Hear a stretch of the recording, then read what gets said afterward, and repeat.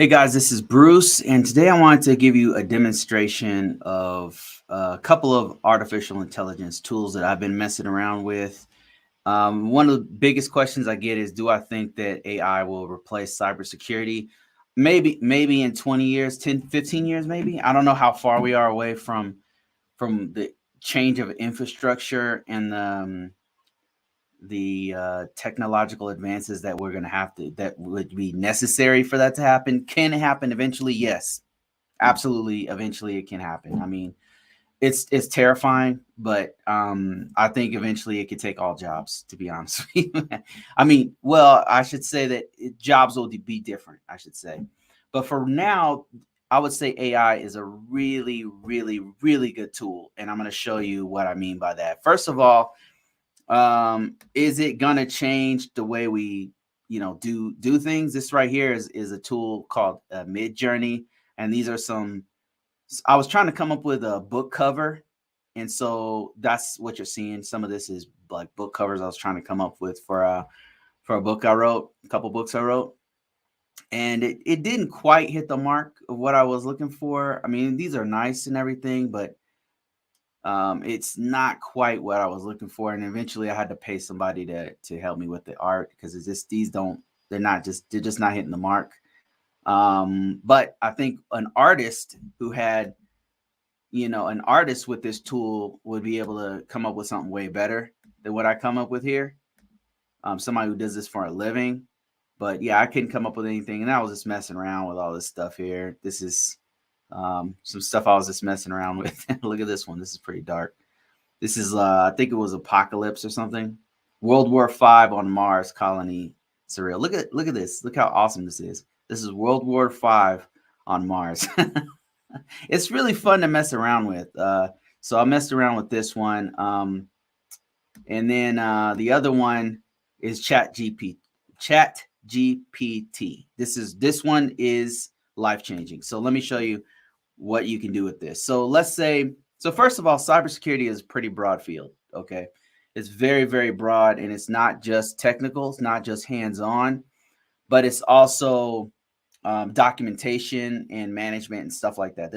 It's a huge field, but I'm going to show you some things you can do technically with it, some things you can do to learn, and some things you can do like for GRC positions, which is all this stuff is exciting. Some of this I've never done before. I'm going to do it live. I kind of was messing around with it to come up with some things, and it is powerful. It's a powerful tool, but it's not going to replace a person, like not yet. But eventually, if the infrastructure was right and the technology was a lot higher than it is now, then it could totally take over jobs, but we're not there yet. Okay, let me show you. Let me show you the easy stuff, the technical piece. This is going to blow your mind. Okay, let's say I'll give you a real world example. Right now, the place that I work, we have something called Splunk, which is a SIEM. A SIEM is a security information event manager. Now, I've never used Splunk before this organization. Well, I used it, but I was like doing it for training. I didn't use it in a real environment like I'm doing now.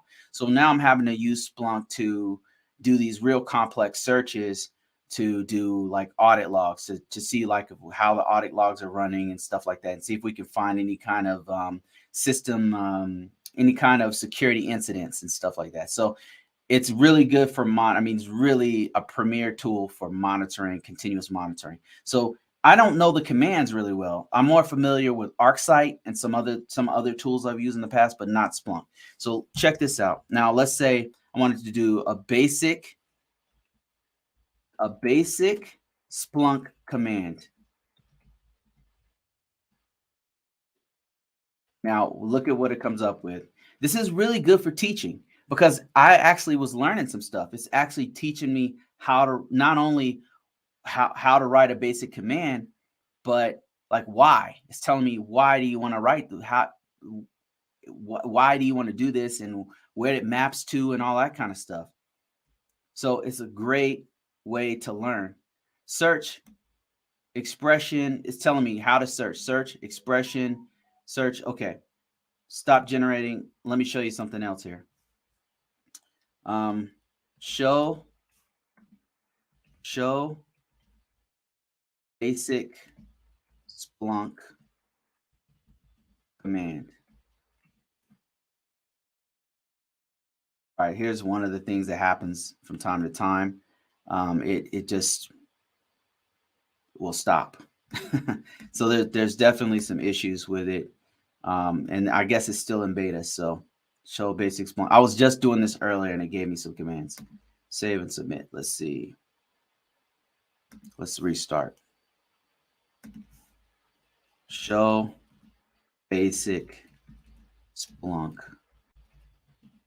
command.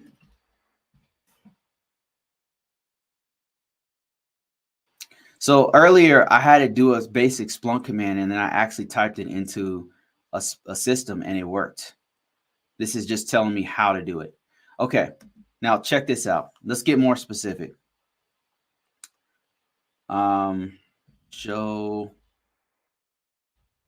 create Splunk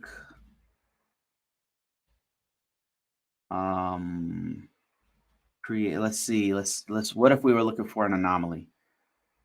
Find anomaly in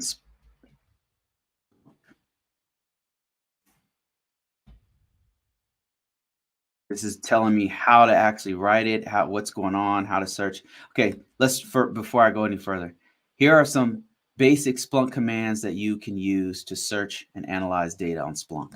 Okay, search, and then search _ term. This command is used to search for specific terms in data. Field extraction, extract field name, and then put regedit code. This command is used to extract. So this is kind of like a man page, like a manual page that you would do in Unix, or I think you could even do this in Splunk. Time range. It's telling you how to do time ranges. It's telling you how to sort using a very basic regedit command in ascending order or descending order. It's telling us how to aggregate data. It's telling us how to find use the where command, use tables, all that kind of stuff you can do in Splunk. All right, so now I'm trying to look for an actual command. Find anomaly in Splunk. Find anomaly, and let's just type that, basic. And it's telling me steps again. Okay, I don't want steps. I want actual commands. Command for finding malware in Splunk. Let's see if this will work. To find malware in Splunk, number one, determine the data source that you want to use. Okay, hopefully after this, it'll give me an actual command. Before I was typing it in, it was giving me actual commands. And then I was using those commands in Splunk and they worked. And I don't remember what I actually typed. Let me see. To get that command. User, okay, it's still doing the breaking down all the things that you want to do to find patterns in Splunk. But it's not giving me the actual command. Okay, how about this? Run command to find Linux system, Red Hat system in Splunk.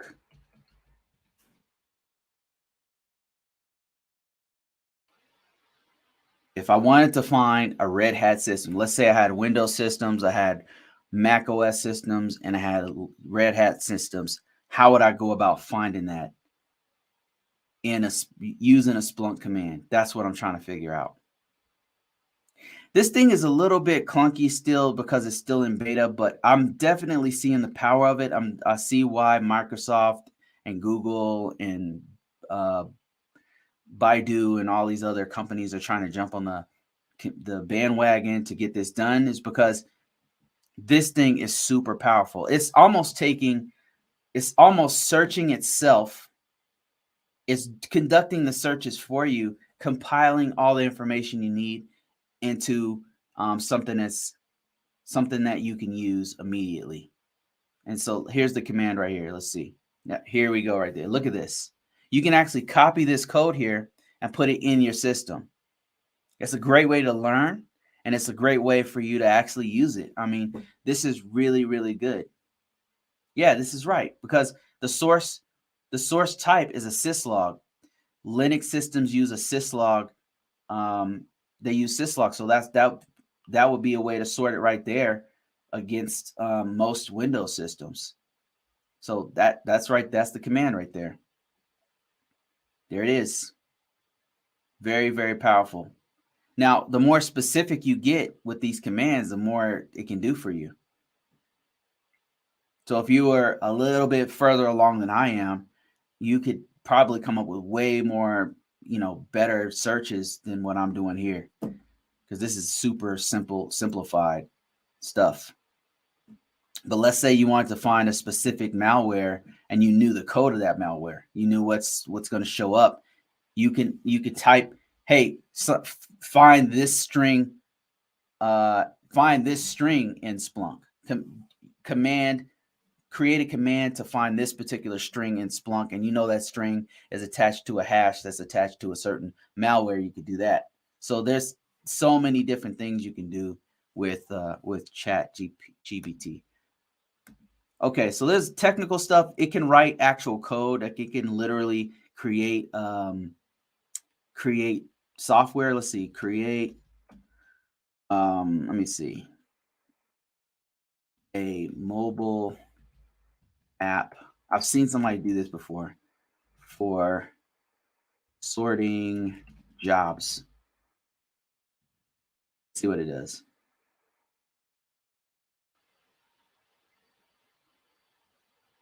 To find that. So I'm not giving it enough requirements. It's telling me like all the steps you would do for software engineering. Very interesting. Oh, you got to find out if it's iOS. I didn't specify if it's iOS or Android or not. Define the user interface. How's the user interface layout going to be? Like, it's telling me the actual steps you would do to create the code. That's very interesting. One application I always wanted to make was one that searches the web, like a web crawler. Let me see if it'll do that. Whoops, that was an accident. Stop. Okay, web crawler. Create a web crawler using Python. A simple web crawler. And I think what it's doing is it's grabbing data from the internet. Like, it's conducting a search, grabbing all the information it needs, and then it's actually creating it based off of those searches it's doing. Look at this. I always wanted to make a web crawler. Like, there's been a couple times when a web crawler would have been really, really great for me to use. And so here's one that's being written right here in Python. I don't know if this would work. I'd probably have to know some Python in order to get it to work properly, because you're gonna have to know some stuff. But here, look at this. It's literally writing code. So if you want a technical breakdown, if you wanted to look for code discrepancies, I'm sure it could do that. This is really amazing. But let's switch gears. Let's switch gears to GRC. This is like writing documentation. Let's say somebody asked me to write them, like, they wanted to get a template for a vulnerability management policy. So watch this. I'm sure it can do this. I wanted to write a generic. I just want a generic one. Generic vulnerability. I could spell vulnerability management policy for a medium size organization.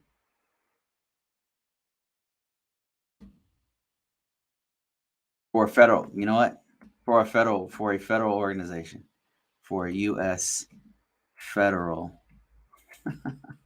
Organization. Oh man. Okay. Let's see what it does. Here's an example of vulnerability management policy for a U.S. federal organization.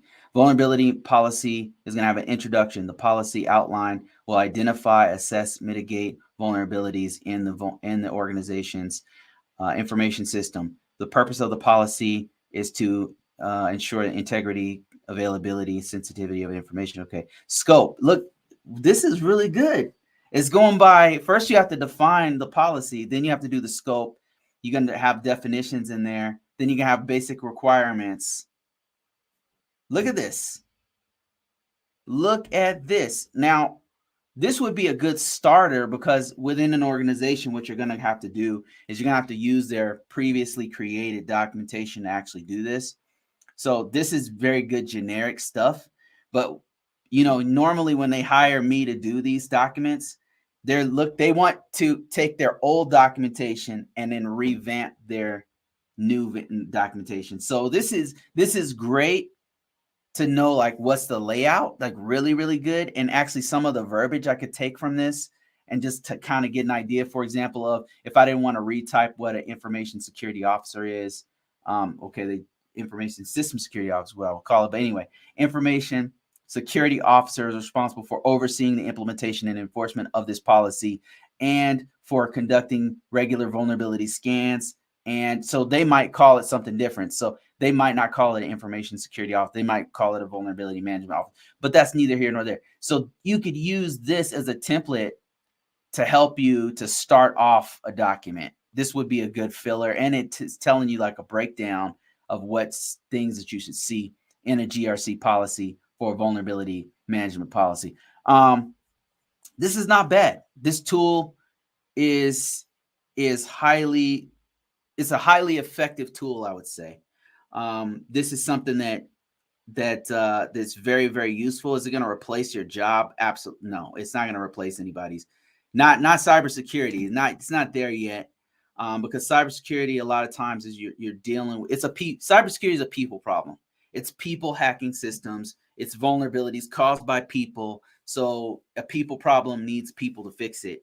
But these tools right now are really, really good. So that's about it for this one, guys. I just wanted to kind of give you a demonstration of Chatgpt. It's definitely worth your time. If you guys are interested in getting this shirt right here, I guarantee you've never seen a NIST 800 shirt before. If you're interested in getting this shirt right here, I'm going to put a link in the description below so where you can grab this. I'm doing more like GRC type merch if you're interested. If not, it's cool. I'm glad you guys got something out of this, and I'll see you guys on the next one.